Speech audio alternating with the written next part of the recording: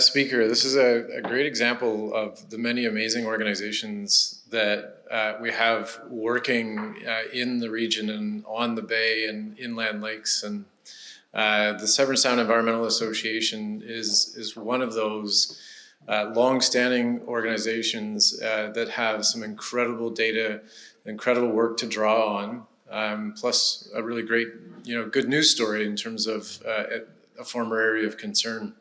And Aisha has been, who's going to be presenting as a water scientist and limnologist with the Severn Sound Environmental Association, where she focuses primarily or mostly on water quality monitoring of lakes and tributaries into the Severn Sound and in the Severn Sound watershed.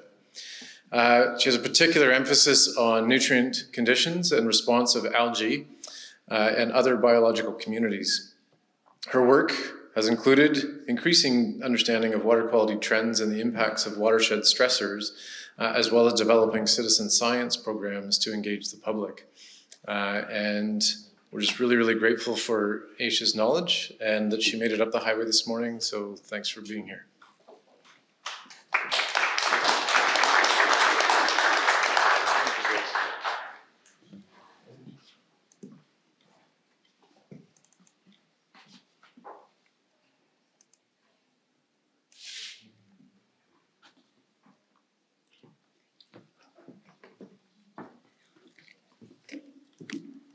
Thanks very much, everyone. Good morning, Annie, and thank you very much for inviting me to speak to you today to the biosphere. So I'm going to be focusing a little bit more on some localized monitoring in the Severn Sound area. And I'm very excited to share some of these things that we've learned about the lower food web in Severn Sound, which kind of fits in nicely with some broader work that we're doing related to looking at conditions in the Severn Sound area over the last 20 years since we're delisted as an area of concern. Our watershed, like much of the region here, is in the traditional and treaty territory of the Anishinaabe people, who still reside on and care for the land, along with the citizens of the Métis Nation of Ontario. Severn Sound is in the southeast corner of Georgian Bay, and in the late 1960s, it was the subject of many studies by the then Ministry of Environment, which determined that the cause of many of the issues was related to human-induced nutrient enrichment, among other different issues, which led to it being listed as an area of concern. So it was one of 43 around the Great Lakes. So just to give a brief history in the area, following the listing as an area of concern, a remedial action plan, or RAP as we call it, was developed to identify and control sources of pollution, and this particularly related to phosphorus. The SSEA was formed partway through that implementation of the RAP to support its completion and also provide kind of a local environmental office in the Severn Sound area. In 2003, Severn Sound became the second area of concern to delist, and 6 years later, the SSEA was transitioned to a joint municipal service board, and this really helped sort of keep municipalities on track. Oops. Sorry, I just want to see. Do you know how to get it to reduce the notes? No. Sorry, let's figure out the notes section here. You can't like, oh, there it is. There we go. Okay, sorry. So yeah, I wanted to sustain that momentum and make sure that we were addressing environmental challenges that were emerging, things like invasive species and climate change, as well as land use alteration. So one of the most important remedial action plan implementation strategies involved actions to reduce controllable sources of phosphorus. So many of the strategies that were implemented during the RAP years included things like private septic and municipal wastewater treatment plant upgrades, all the way from controlling urban sources of runoff to agricultural sources as well. As the late Bob Whittam, who was chair of the Public Advisory Committee, wrote, "Our overall effort and success is excellent, and the RAP team should be commended. However, there is still life after delisting, and we should proceed as if we were approved and passed, but forever on probation, lest we become complacent." And we really try to keep this top of mind as we continue to work and make sure that the gains that were made through that process are not lost. So phosphorus control activities are now under different programs, such as drinking water source protection, and efforts such as riparian tree planting continue to this day. So one of the main approaches that we use to evaluate some of these restoration projects that were completed through the RAP and since that time, as well as the changing status of frequent freshwater ecosystems, is through continuous environmental monitoring. We're very fortunate that we've been able to find, up to this point, to find resources through municipal, provincial, and federal partnerships to continue a lot of the monitoring that was started before Severn Sound was listed as an area of concern and since that time. So as a result, we have a smattering of data, including a lot of information on different components of the lower food web. So what do we mean when we refer to the lower food web? So this is a very simplified schematic that shows the different components of that lower food web, so without really getting into complexities of all the various interactions and relationships that exist there. So starting with the base being the nutrients, which Todd talked about as well, so that availability in the water column, so namely we're talking about carbon, nitrogen, and phosphorus, and this fuels the growth of algae and also bacteria. Focusing just on the algae component, so this can be either free-floating in the water column or attached to hard surfaces.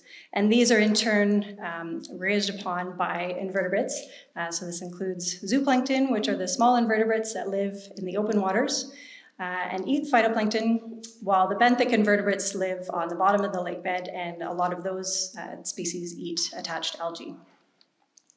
So both the zooplankton and benthic invertebrates help to keep those algae populations in check, and they become food for small fish, which are then food for bigger fish, and you're going to hear lots more about fish from people who know much more about them than I do.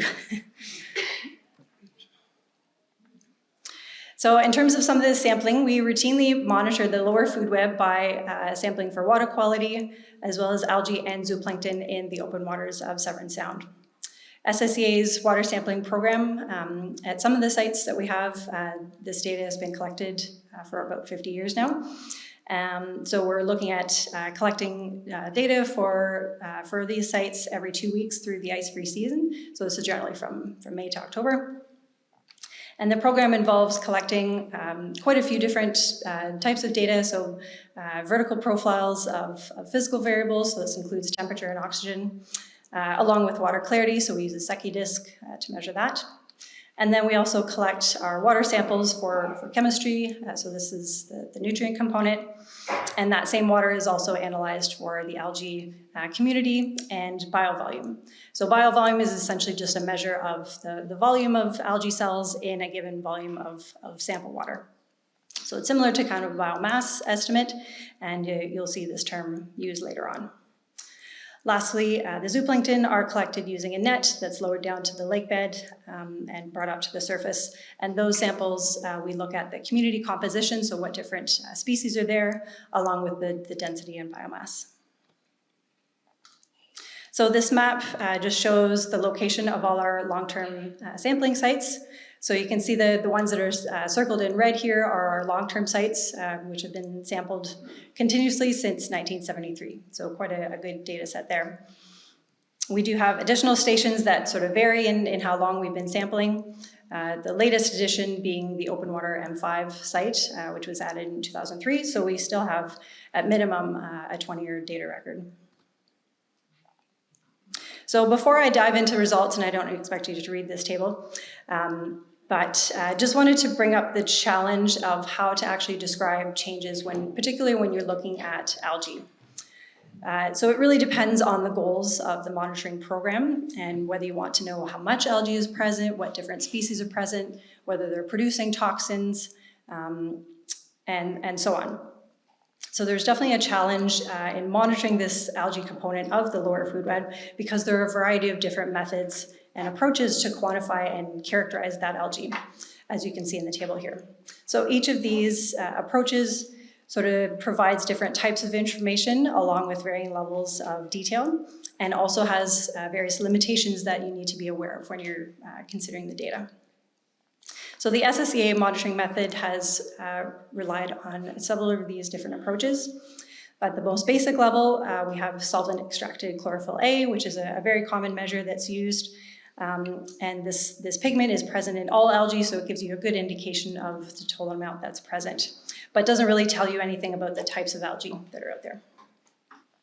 There are different field meters that are available that can measure both the chlorophyll A and also different so-called accessory pigments that are specific to different types of algae. So that can start to help you tease out what different groups are out there. However, these meters don't necessarily handle algae that live in colonies, which a lot of them do. They don't process those very well, and so there's can be sources of interference in that data. So the gold standard is often considered microscope-based sample analysis, and that really gives you a good sense of how much algae is there and what different species are present. So this is the approach that SSA has taken. However, we do see that a lot of having good data relies on having a consistent taxonomist looking at your samples, and you'll see that this becomes important later on. So the monitoring data collected by the SSEA and various partners are very important in allowing us to evaluate ecosystem using an evidence-based approach. The data can be used to establish baselines of what the ecosystem used to look like, so for example at the time of delisting. And we can also gather information from the literature on different indicators and determine what the ecosystem should look like if it was unimpaired. So using the current monitoring data that we have, we can assess both the current status and the trends of different ecosystem indicators to kind of better understand how the system is doing and how it's changing, and also how we can make improvements to better safeguard it. This year, we're lucky to receive some funding to create a State of Severn Sound report. So this gives us sort of a chance to look at ecosystem conditions for a delisted area of concern 20 years later, which is a first, so we're pretty excited about that. So what do conditions look like in the open waters of Severn Sound? Oops.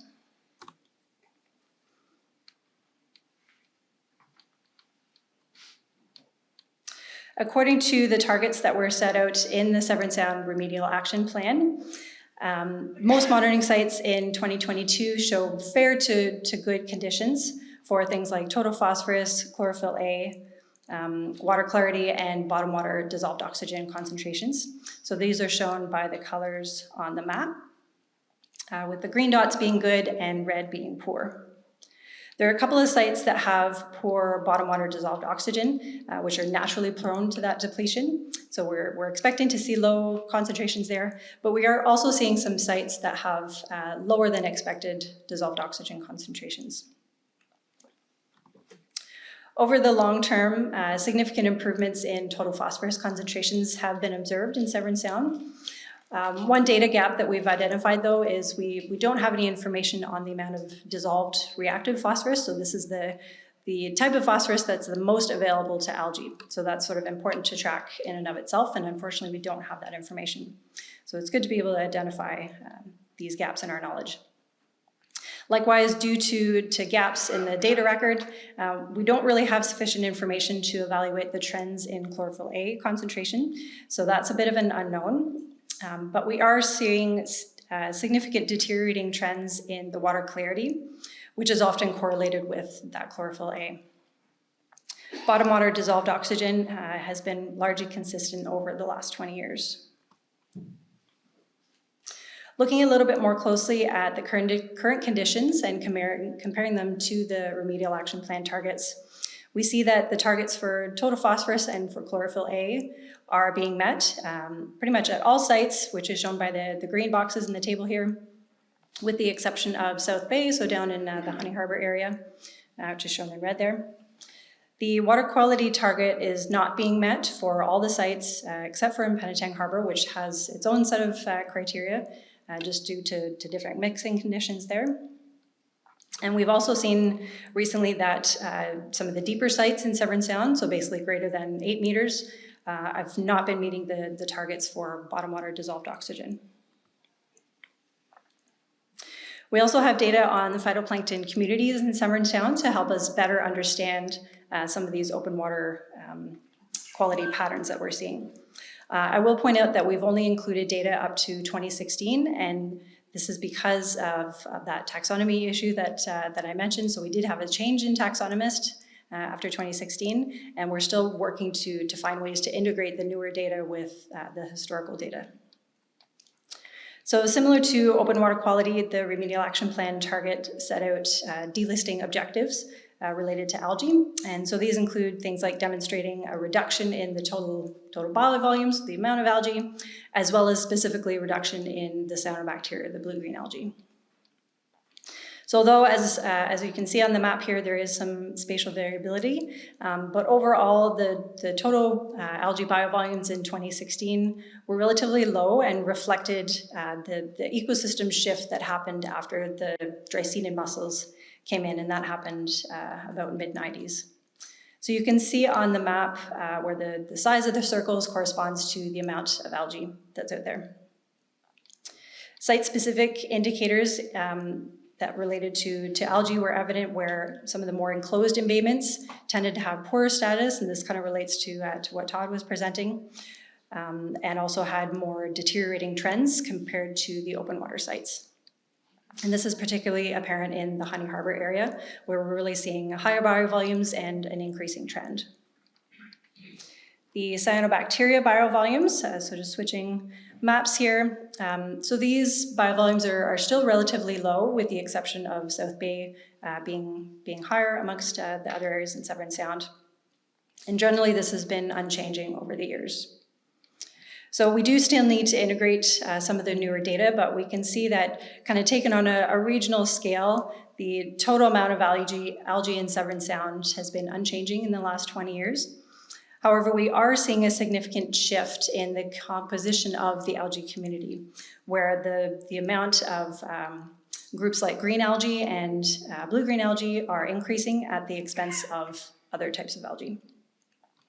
So this does kind of represent some apprehension regarding what's happening with nutrient enrichment and nuisance algae, but the total amount of blue-green algae out there is still relatively low, kind of compared to other parts of the Great Lakes.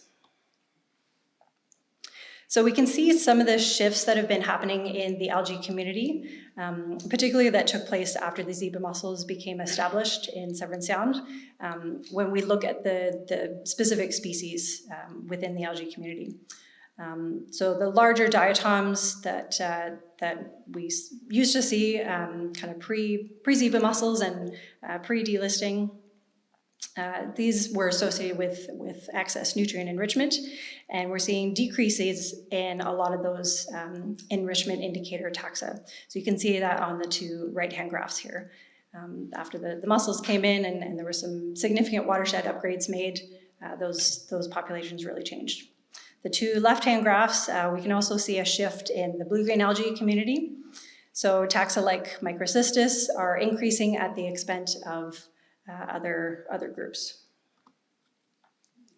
So looking a bit closer, these graphs are specific to Penetang Harbor in Severn Sound. So the colored bars here represent the percentage of different types of blue-green algae specifically. So you can see by the changing colors that sort of started not long after the mussels came in, which is indicated by the red bars here. You can see that a lot of these taxa have changed in terms of their relative proportions.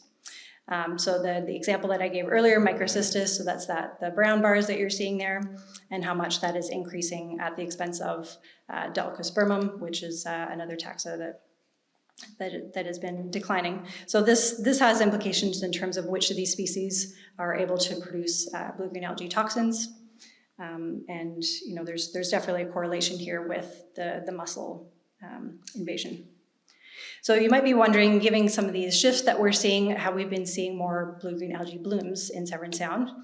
And the answer is yes, we have in recent years, although these don't always show up in the biovolume samples that we collect, but we can see them when we're out there every 2 weeks on the lake. So we know that cyanobacteria are a natural part of algae communities and natural part of the ecosystems, but it's when they form blooms and potentially cause human health and animal health concerns for recreation and for drinking water. And we know that that can indicate an ecosystem that's out of balance. So higher levels of nutrients, which are often washed off the landscape after large storm events, especially when it coincides with warm temperatures and nice and sunny, calm conditions. This is what typically contributes to bluegreen algae blooms. But we know that the exact causes can be quite complex and difficult to decipher. The 2023 season was unprecedented in the number of blooms that were confirmed across both Severn Sound and the inland lakes in the watershed. It was quite extensive spatial coverage on these water bodies as well, which was also quite unprecedented. Our staff observed quite high densities of algae in the open waters in Severn Sound, particularly in late August. And you can see some of the pictures here of particular areas. We're finding high densities and different species kind of in different areas. So the occurrence of blooms can also be difficult to track due to their transient nature. They really get kind of carried away with wind and currents, and sort of speaks to the importance of routine monitoring and having eyes out on the water throughout the season. So moving on from algae and kind of linking the bottom component of the food web with the top, we can switch gears and look at the zooplankton. So similar to water quality and algae, the zooplankton communities in Severn Sound also reflect sort of a legacy of basin-wide stressors and also the impact of dracaenid mussel establishment. Zooplankton densities and biomass is resultantly low and comprised mostly of small-bodied organisms. So the top graph on the right side shows the minimum zooplankton size to maintain a balanced fish community. And as you can see here, that minimum size was not met in 2022, and that's represented by the average size of the invertebrates present in the water samples. We also see the percentage, thank you, percentage of large body taxa like calanoids. So this is a particular group of zooplankton, which was also mostly low, and you can see that on the bottom left-hand graph, as well as the total biomass shown on the bottom right, which is also quite low. So long-term patterns in zooplankton densities and biomass continue to show declining trends in Severn Sound and possibly reflect other indicators, or other stressors rather, or changes in predation that might be occurring. The taxonomic richness or the diversity of zooplankton that are out there is largely unchanged in the last 20 years. And we do see trends in other community composition metrics that are quite mixed and sort of make things a bit hard to decipher in terms of patterns. So looking at some of the trends in diversity and richness, these graphs show the annual density for each site, which are separated out by the main zooplankton taxonomic groups. And this starts to get at some of the size distribution as well. We know densities have, based on these results, have declined across Severn Sound in all of the groups that you see here. So the colored dots on the side of the graphs show where the statistical trends are significant. And we note that similar to algae, so some of these shifts that we've seen have also coincided with changes in taxonomists. So we have to account for those effects as well.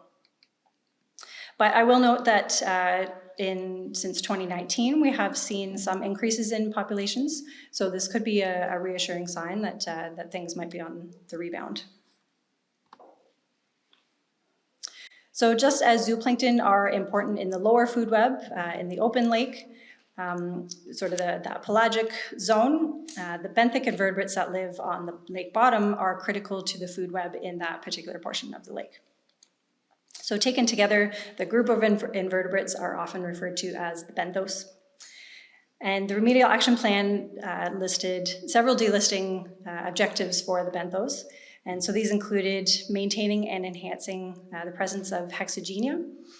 So this is an indicator of ecosystem health, and the hexagenia or burrowing mayflies, so a lot of people call them shadflies, sometimes fish flies, They emerge sort of en masse in midsummer, and they can be particularly sensitive to low oxygen and to contaminants in the sediment. So having a healthy population of the hexagenia are definitely a good indicator. So we had benthic surveys that were done in 2007 and 2008 in follow-up to some of the work that was done earlier, kind of in the mid-90s. So in particular in Midland Bay and in Penetang Harbor, hexagenia were present at more sites in the mid-2000s compared to the mid-90s. And this was thought to be a response to the upgrades that were made to wastewater treatment plants. So it just kind of indicates some of the improvements that can really show up in the ecological data. Another objective that was related to the benthos is quality of sediment. So, just as zooplankton and fish need clean water, these benthic invertebrates also need clean sediment to live in. And based on the sediment sampling that was done, mainly by partner agencies, we can see that heavy metals, so most of the listing on the bottom part of the chart here, that these concentrations were in the good or healthy range and unchanging in terms of trends. So the last objective that I'll touch on is to achieve an appropriate benthic community. So you might be wondering, how would you actually know what an appropriate benthic community is? So we're looking for a community that's similar to an undisturbed or reference site in other parts of the Great Lakes with similar habitat. So the approach taken here was to compare sites in Severn Sound to a collection of these Great Lakes reference sites. And this was referred to as the BEAST model, so kind of an appropriate acronym. So the ellipses on the plots here kind of represent the totality of the benthic community at those reference sites, while the points indicate the benthic communities at the sites in Severn Sound. So points that are outside the ellipses are increasingly different from reference communities. So being inside, having points inside the ellipse is a good thing, and particularly inside the inner ellipse. So if we compare the 1994, so it's pre-zebra mussel and post-phosphorus control benthic communities, so looking specifically at Penetang Harbor, Midland Bay, and Sturgeon Bay. So we compare that data to 2008, and we can see that communities were much improved. There was a couple of exceptions, but overall a healthy benthic community was maintained, and this has been despite ongoing urban development in the watershed. So where are we at this point, and what do we know and where do we go from here? So we've definitely seen improvements in open water quality and a lot of the different indicators that are shown here. In some cases there are no trends, which again is kind of a good thing that we're sort of holding steady. There are some areas that we still need improvement, definitely looking at bottom water, dissolved oxygen, water clarity, and zooplankton communities. What's really been made clear is the importance of continuity of long-term data sets, which are really important to the decision-making that goes on kind of on a watershed management basis, and particularly data sets that are consistent in what's being collected and how they're being collected. So I'd like to thank you all for your attention, and we want to acknowledge the provincial government for providing funding for this State of Severn Sound project, along with our municipal partners that continue to provide support. So we will be producing this State of Severn Sound report in the spring, so keep an eye out for that, and we will hope to share some more results, some miigwech, and thank you very much for listening, and this sets up Arunas's talk very nicely.